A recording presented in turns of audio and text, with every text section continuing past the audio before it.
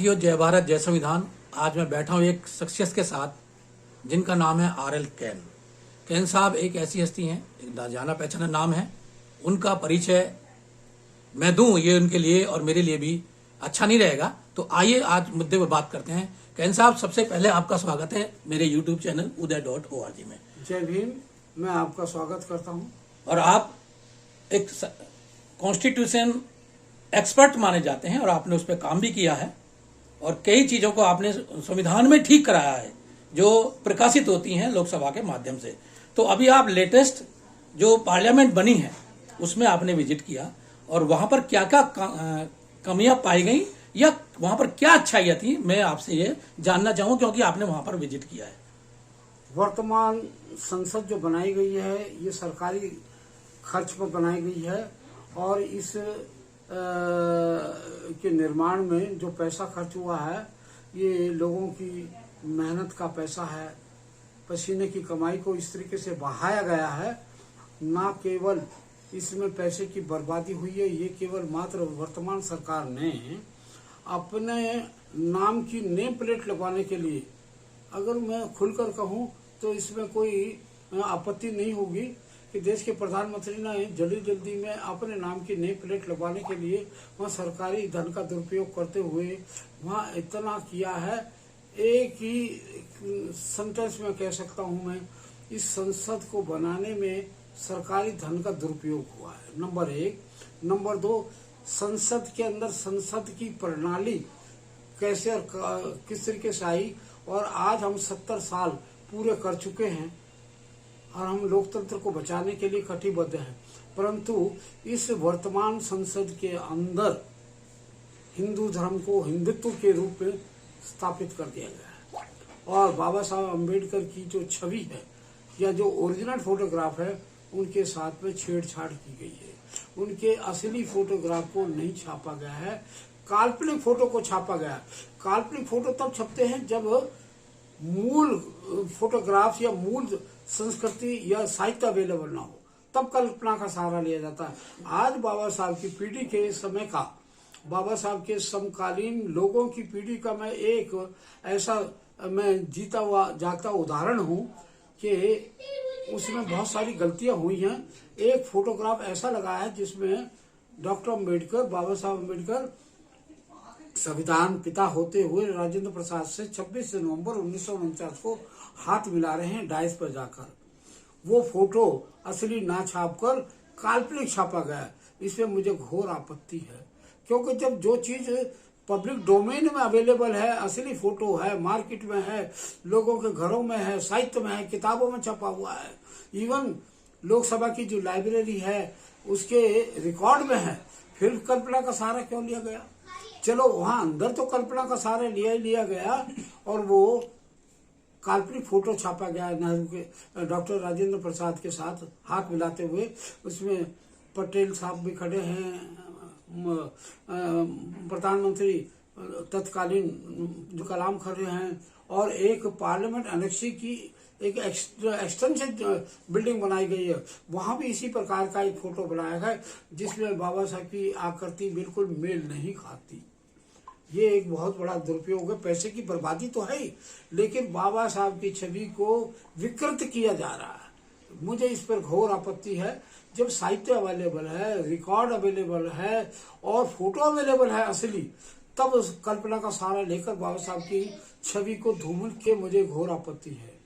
अच्छा, एक बात और, अभी आप नेशनल आर्काइव में गए थे दिल्ली में, तो वहां संविधान को आपने देखा तो वहां पर बता रहे हैं कुछ पेज एक्स्ट्रा कुछ लगा दिए हैं, तो उसमें क्या है वो थोड़ा सा उसको बताएं। मैं रिसर्च कर रहा था उस समय मैंने ये पाया कि संविधान की मूल तीसरी कॉपी जो ऑफसेट प्रेस में छपी हुई है, वो कॉपी असली मूल कॉपी रखी है नेशनल आर्काइव कलकत्ते में। उसकी एक फोटोस्टेट नेशनल आर्काइव दिल्ली में रखी हुई है, वो नेशनल लाइब्रेरी है कलकत्ते में, मूल कॉपी वहां है। उसी की photostat national archive new Delhi में रखी हुई है। उसमें 16 पेज ऐड हो गए। उसका मैंने इनको 16 पेज तीसरी कॉपी में ऐड कर दिए गए, बाइंड भी कर दिए गए। तो मुझे इस पर घोर आपत्ति है कि मूल संविधान की कॉपी में कोई भी पेज ना तो बढ़ाया जा सकता है ना घटाया जा सकता है, क्योंकि उसके बढ़ाने या घटाने के लिए किसी के पास पावर नहीं है। मूल चीज या ओरिजिनल चीज ओरिजिनल ही रहती है और उसमें हम कोई रद्दोबदल नहीं कर सकते, ना संविधान हमें इजाजत देता है। हाँ, आप संविधान संसद है, पार्लियामेंट से अमेंडमेंट करा के जो चीज छापते हैं लागू हो जाती है, वो अमेंडेड फॉर्म में छपती है।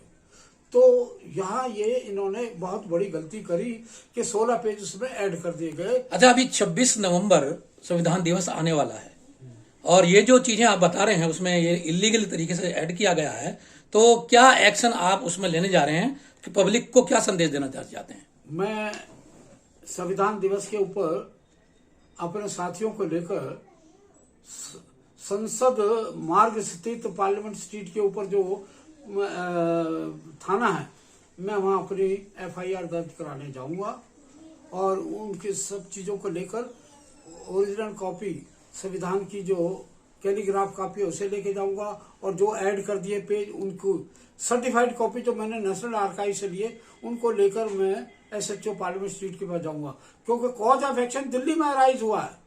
भले ही original copy national library Calcutta में है, उन पर भी FIR लागू होगी 0, और यहाँ दिल्ली में national archive director general new Delhi में इनके खिलाफ कराऊंगा। ये संविधान को बचाने के लिए सबसे बड़ा मेरा योगदान होगा, क्योंकि सरकार और सरकारी एजेंसियां संविधान को तोड़ने में लगी हुई है, डेमोक्रेसी को मिटाने में लगी है। अगर हम गवर्नमेंट को समय समय पर नहीं चेताएंगे, अगर ऐसे एक्शन नहीं लेंगे तो संविधान तो खतरे में आ ही गया, डेमोक्रेसी भी खतरे में आ जाएगी। बाबा साहब ने कहा था, we are Indian first, Indian last. Yes, हमारे लिए संविधान सर्वोपरि है। अगर संविधान में कोई छेड़छाड़ करेगा तो हम उनके खिलाफ कानूनी कार्रवाई करने के लिए बाध्य हैं, और हर देश नागरिक का फर्ज है कि संविधान को बचाने के लिए वो सामने आए और ऐसे बहुत बड़े फैसले ले कि संविधान की रक्षा हो सके और सरकारी तत्वों के ऊपर अंकुश लग सके। हाँ, तो ये थे RL कैन साहब, जो अभी जिनसे आप मुखातिब हो रहे थे, और आप जानते ही हैं, उनके विचारों से आपको लगा होगा कि वो संविधान को कितना डीपली जानते हैं। तो साथियों, मैं भी अपने चैनल के माध्यम से आप सब लोगों से अनुरोध करूंगा कि 26 नवंबर को FIR दर्ज जब आप करें तो इनके साथ आप जाने का प्रयास कीजिएगा, ताकि एक शक्ति प्रदर्शन भी हो और वो बाध्य हो जाएं और FIR लॉन्च करने के लिए। इस अवसर पर मैं ये भी कहना चाहूंगा कि इस संविधान के अंदर जब रद्दोबदल नहीं हो सकती और इसमें जब कैलीग्राफर ने अपना नाम, प्रेम नाम हर पेज पे लिख दिया और 6 आर्टिस्ट जो शांति निकेतन से आए थे उनका भी नाम हर पेज पर है, जो जो उन्होंने आकृति बनाई है। 22 आकृति बनाई है, 22 जगह 6 आर्टिस्टों के नाम है। जब उनके नाम आ सकते हैं और प्रेम नारायण बिहारी रायजादा उर्फ सक्सेना अपना अपने पिताजी का नाम, अपना डायनेस्टी सर्टिफिकेट संविधान की मूल कॉपी के अंदर दर्ज कर सकता है, पब्लिश कर सकता है, तो क्या बाबा साहब का फोटो नहीं लग सकता? उनका तो सबसे पहले लगना चाहिए। जो बाबा साहब ने 26 नवंबर 1949 को संविधान बनने के बाद डॉक्टर राजेंद्र प्रसाद से डायस पे जाके उनसे हाथ मिलाया, वो हाँ बिल्कुल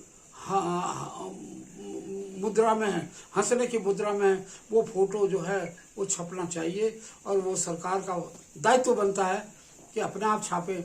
लेकिन मुझे ये लिख कर देना पड़ा है कि 16 पेज हटाए जाएं और बाबा साहब का वो तेल चित्र जो है असली हाथ मिलाते हुए वो संविधान के पहले पृष्ठ पर लगना चाहिए।